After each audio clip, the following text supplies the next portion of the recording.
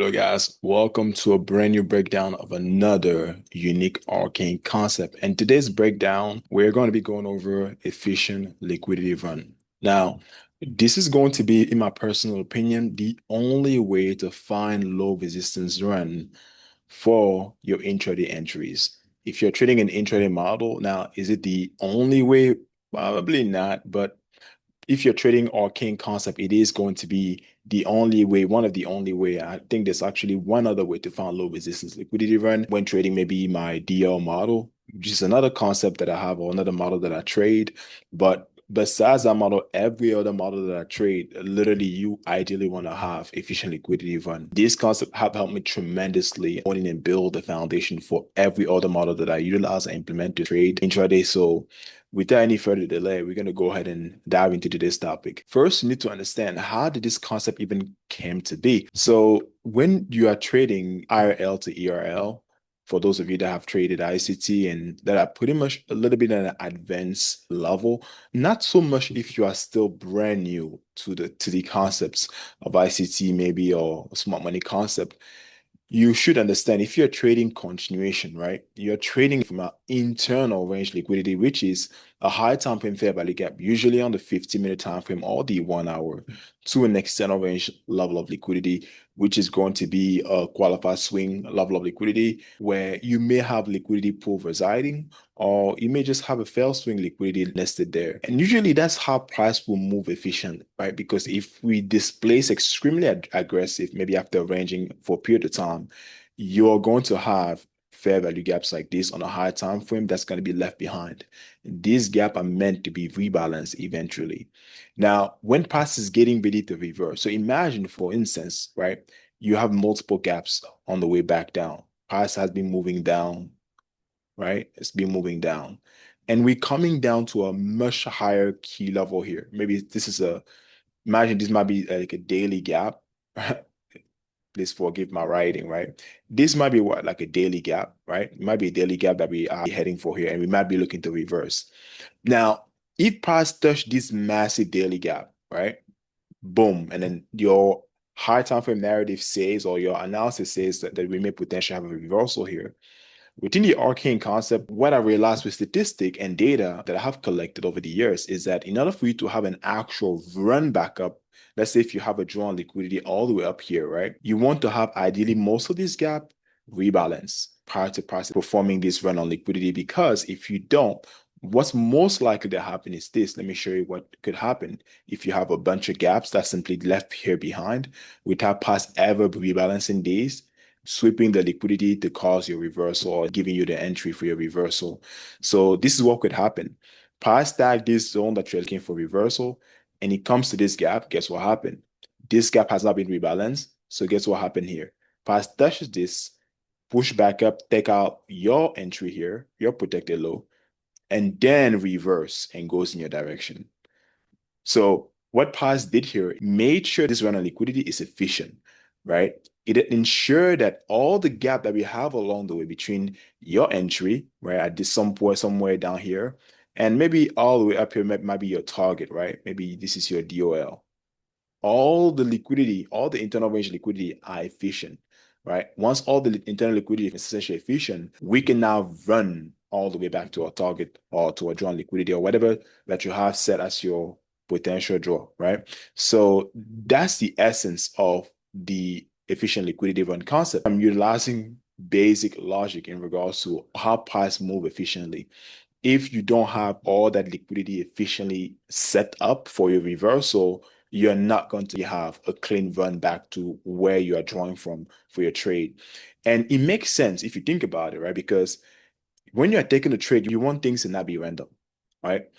If you have so many different things that you cannot really tell for sure whether or not your trade is ready to run in your direction, this just add an additional super layer of confluence to make sure that, yeah, this is not random. Because what are the odds, right? What are the odds that by the time you tag your high time frame fair value gap, every single gap in between there, right? High time frame, let's say hypothetical, on a 50-minute time frame, every single gap on a 50-minute time frame has been rebalanced.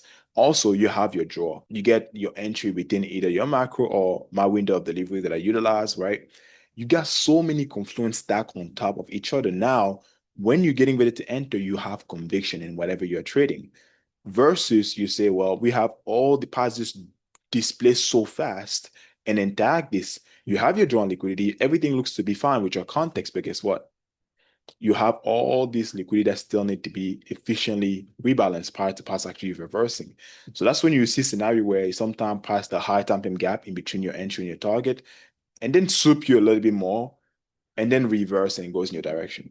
And then when past that, and it come back down to create another reversal, a new turtle soup, many trader will be left thinking that, man, I need to shift my bias. Maybe I need to look for sell and then start targeting the sell side. When in reality, you simply need to wait for price to make the liquidity run efficient. That's it. And that's essentially that. Let's go ahead and move on to the next section. So an inefficient liquidity event this will be the picture or representation of an inefficient liquidity event. As I explained earlier, you would simply have a bunch of fair value gap, right? Like right here and right here in between your entry, if you're entering off a unicorn breaker or an inversion, right? And then you have your drawn liquidity up here, right? This is your DOL. Price will have a hard time running all the way back to your draw. Why? Because when prices are running here, we have this gap that we have to rebalance. So this can get rebalanced, price come back down, sweep you, and then perform something like this. And it could literally come here, rebalance this, and die off for the rest of the day and not deliver to your full draw until maybe the next day. I've seen this happening so many times. Unless your context is extremely strong from a high time frame POR or high time frame context, where those gaps not going to really matter. If you're trading intraday, like a very much intraday type concept where the move is really going to deliver for that day and then that's it, you're going to struggle a lot when you don't have efficient liquidity run. Price could very well tag a gap in between your entry and your target and then do this, right? I've seen this happen a lot of time. Let's take a look at what efficient liquidity run actually looks like. So this is what an efficient liquidity run looks like. As you can see, we have a gap right here, right? Price has left, but immediately before we go further down, price come back, rebalance it, boom, and we good to go. But we get another massive displacement here because remember, when this get rebalanced, guess what happened here? This help us create another explosive mode because we moved away from a fair value gap on a higher time frame, right? So it creates another imbalance, right, of that displacement.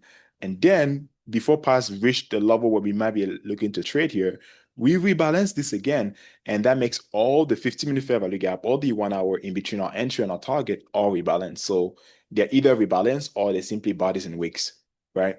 Either they are rebalanced. Again, I'll repeat again. When you have efficient liquidity event, all the 15-minute fair value gap or the 1 hour fair value gap between your entry and a 1 minute and then your target, right, are either rebalanced, meaning that the gap has been tagged, right, significantly, or you simply have bodies and wicks on the 15 or the 1 hour, right? That's all you're seeing. 15-minute bodies and wicks on a high time frame. And then that's all that you have in between your entry and then your target, right? In between your entry and then your target, that's it. So once you have that, that's when you have what I call efficient liquidity run. Now, do you need to have this? Is it like if you don't have this, it's the end of the world? Like I say, if you have a unique model that allows on higher other type of confluence in order for you to have success with your model, you may not necessarily need it, but you're going to notice if you go to your data, a lot of your entry, if you're trading an intraday model, will literally have efficient liquidity run. So it could be a great confluence to study if you already have a very good model that's working to see if it could be something that you can add onto your repertoire to make some of your setup even stronger and allow you to essentially make some of your setup even more robust, because this could be the missing key for some of your entries to be A++. For me, it was that, right? For me, it was something that I want to analyze a lot of my entry, and I was studying carefully what was something that was causing me to get turtle soup before price moving my direction. This was the main thing here. So I hope this was really, really insightful. And then what we're going to do next, we're going to go over the chart.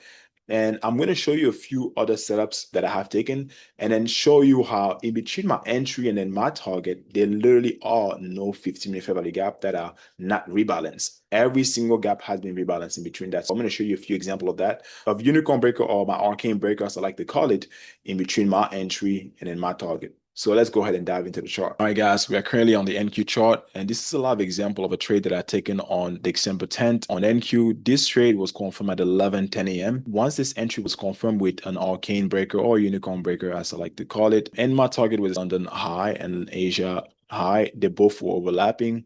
I was targeting a high probability objective per my Arcane model. Risk reward was roughly like 1 to 3, but I took most of my position off at 1 to 2R, moved stop loss to break even, and let the remainder run to full target. Now, if I go to the 15-minute time frame, obviously we can see here when the entry got confirmed, which was all the way down here. But if you go to the 15-minute time frame in between my target, which is all the way up here, right? And then my entry, which is here, do you see any 15-minute fair value gap that has not been rebalanced? You don't see. You see on the 15-minute time frame, you only have bodies, wicks, bodies, and wicks, bodies, and wicks, bodies, and wicks. This right here is not a gap. It's simply bodies, wicks, bodies, and wicks. We have a gap right here, this gap right here, but guess what? It got rebalanced already. And then price, once we rebalance, I guess what happened? Price delivers. I'm just going to highlight that so you guys can see. That means that from this point right here, from this Asia high or London high, all the way to this reversal point, we target 15-minute fair value gap, by the way. It's not marked up, but that's the key level that I highlighted for my reversal here. From my high probability objective, for my draw here, all the way till my reversal or manipulation target here, price has moved efficiently, right? We have not created any sort of massive imbalances that could indicate price want to actually continue moving in the same direction. Because what is an indication of massive imbalances? It's an indication that price actually wants to continue moving in the same direction, especially if those imbalances are not rebalanced, right? Meaning that price does not create those displacement and then rebalance them immediately and then continuously move away from it.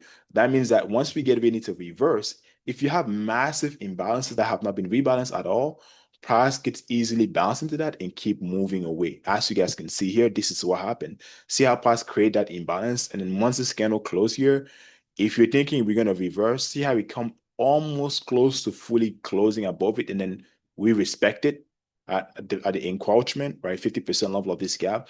And even here, when you think that we may be reversing now, guess what price does? Did it again. If we balance it and then dig, right? Because we never really took out this low. Because once we rebalance this gap, what's supposed to happen next after this get rebalanced? The lows right here get taken out because this is a low that helped create the rebalancing. So that's also something I pay close attention because the low that helped create the rebalancing, I know most of the time need to be turtle soup because that low is not going to be protected. So that's something I pay close attention because that's what I require for price to unfold. So that's ultimately how I identify efficient liquidity run. Finally, let's go ahead and see how this trade played out. As you can see, we hit our final target. This trade took roughly 3 hours, 2 to 3 hours. But to hit our first target, it took us about maybe an hour and a half to 2 hours. So we entered this at 11 a.m., give or take. And it hit the first target at 13:50. So roughly 2 hours and a half, 2 hours and 30 minutes after the entry was confirmed. And it hit the full target, maybe roughly about 4 hours after the entry was confirmed. Usually I'll try to be in and out of my position within 2 to 3 hours of when I originally entered it.